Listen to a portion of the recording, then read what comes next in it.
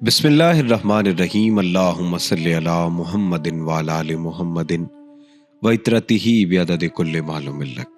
السلام علیکم ناظرین، سیرت النبی صلی اللہ علیہ وآلہ وسلم کی نشست نمبر 54 میں خوش آمدید۔ یہ ہماری احد سیریز کی 8ویں نشست ہے۔ پچھلی تمام تر نشستوں میں آپ غزوہ احد کے متعلق سن رہے ہیں۔ آپ نے ہماری پچھلی نشست میں بھی مسلمانوں کے گھیراؤ کے متعلق سنا تھا، عین اس وقت جب کہ اسلامی لشکر نرغے میں آ کر مشرکین کے چکی کے دو پارٹوں کے درمیان پس رہا تھا۔ رسول اللہ صلی اللہ علیہ وسلم کے گرد بھی خون ریز مار کاروائی جاری تھی۔ آپ سن چکے ہیں کہ مشرکین نے گھیراؤ کی کارروائی شروع کی تو رسول اللہ صلی اللہ علیہ وسلم کے ہمراہ محض 9 آدمی تھے، اور جب آپ نے مسلمانوں کو یہ کہہ کر پکارا کہ میری طرف آؤ، میں اللہ کا رسول ہوں، تو آپ کی آواز مشرکین نے سن لی اور آپ کو پہچان لیا، کیونکہ اس وقت وہ مسلمانوں سے بھی زیادہ آپ کے قریب تھے۔ یہ آپ پچھلی نشست میں واقعہ سن چکے ہیں۔ چنانچہ انہوں نے جھپٹ کر آپ پر حملہ کر دیا اور کسی مسلمان کی آمد سے پہلے اپنا پورا بوجھ ڈال دیا۔ اس فوری حملے کے نتیجے میں ان مشرکین اور وہاں پر موجود 9 صحابہ کے درمیان نہایت سخت مار کاروائی شروع ہو گئی، جس میں محبت و جاں سپاری اور شجاعت و جاں بازی کے بڑے بڑے نادر واقعات پیش آئے۔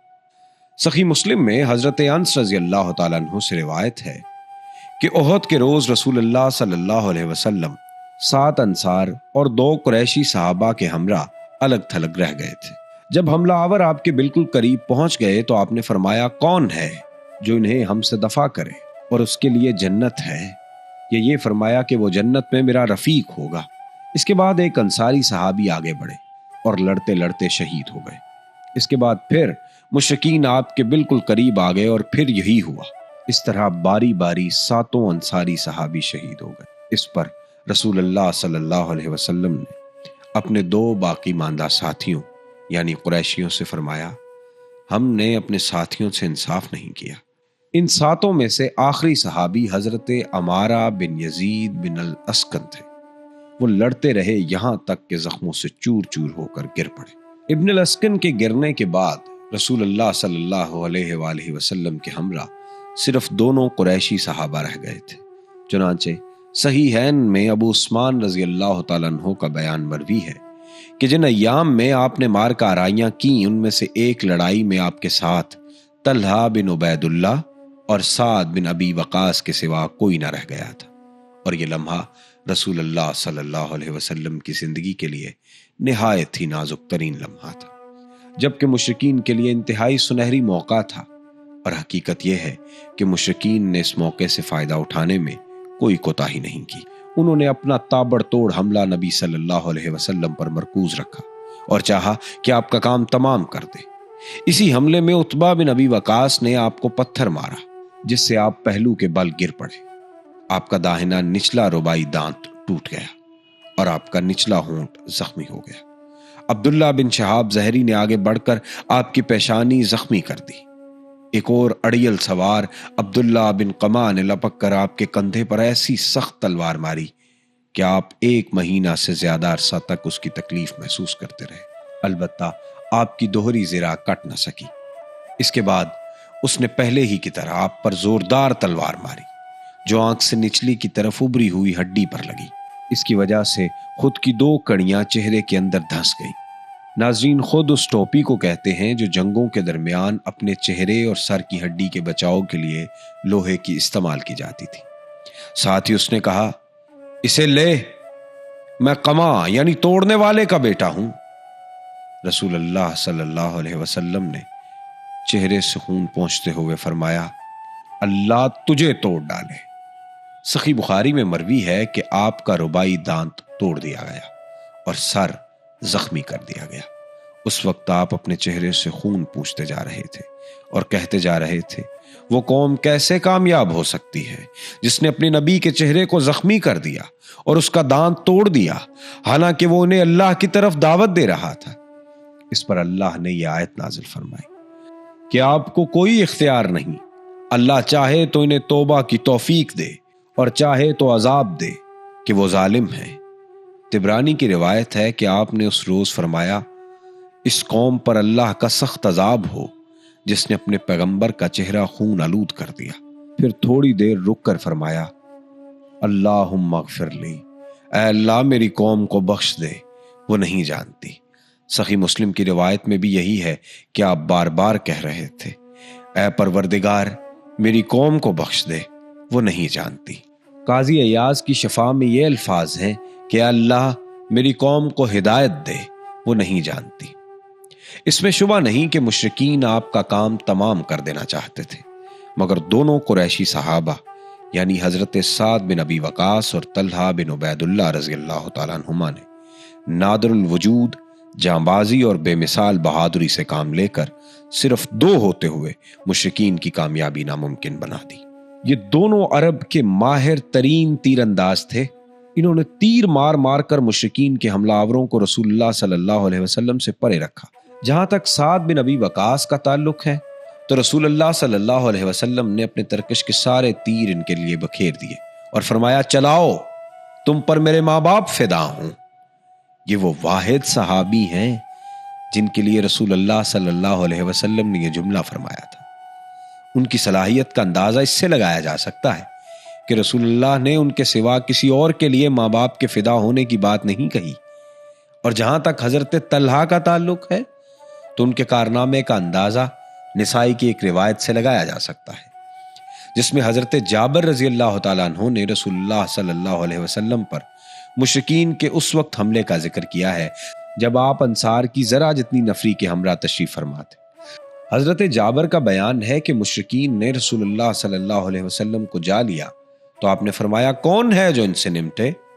حضرت طلحہ نے کہا میں۔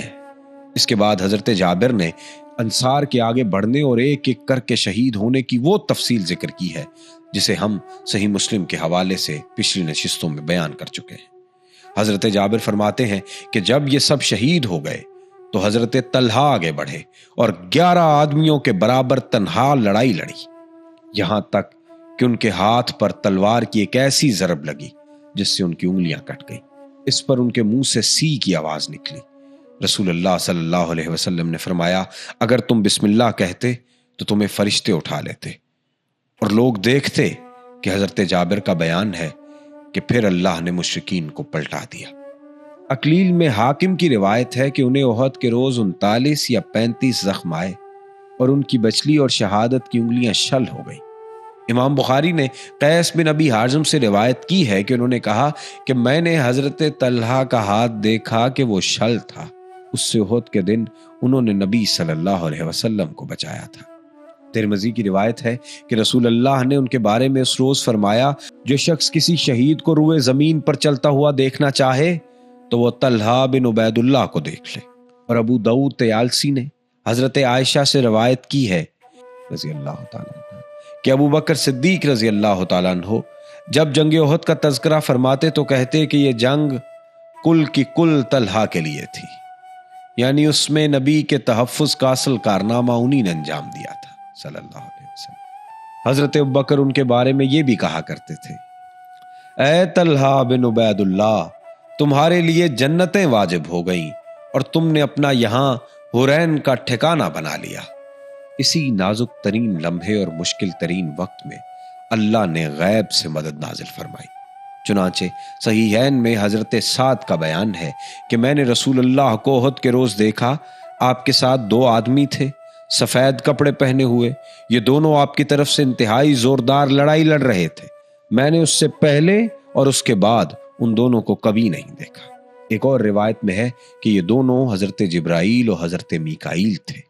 یہ سارا حادثہ چند لمحات کے اندر بالکل اچانک اور نہایت تیز رفتاری سے پیش آ گیا، ورنہ نبی صلی اللہ علیہ وسلم کے منتخب صحابہ کرام جو لڑائی کے دوران صف اول میں تھے، جنگ کی صورتحال بدلتے ہی یا نبی کی آواز سنتے ہی آپ کی طرف بے تحاشا دوڑ کر آئے کہ کہیں آپ کو کوئی ناگوار حادثہ پیش نہ آ جائے، مگر یہ لوگ پہنچے تو رسول اللہ زخمی ہو چکے تھے، 6 انصاری شہید ہو چکے تھے، 7 زخمی ہو کر گر چکے تھے۔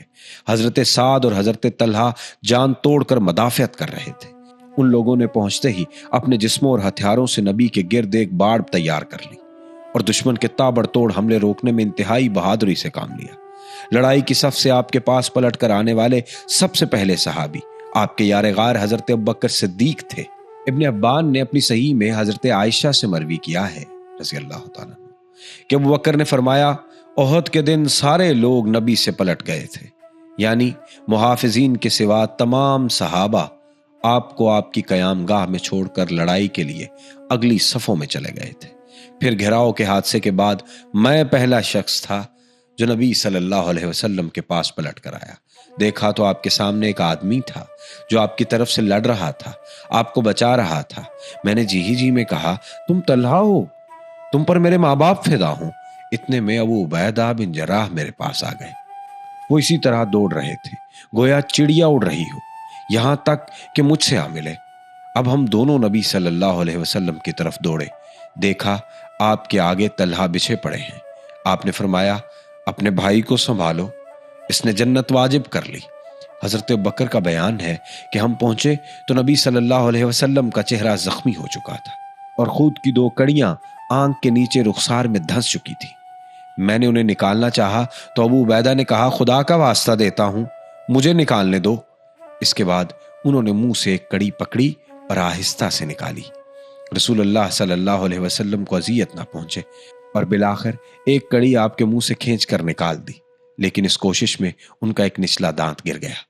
अब दूसरी मैंने खींचना चाही तो अबू उबैदा ने फिर कहा, अबू बकर खुदा का वास्ता देता हूं, मुझे खींचने दीजिए। इसके बाद दूसरी भी आहिस्ता खींची, लेकिन उनका दूसरा निचला दांत गिर गया।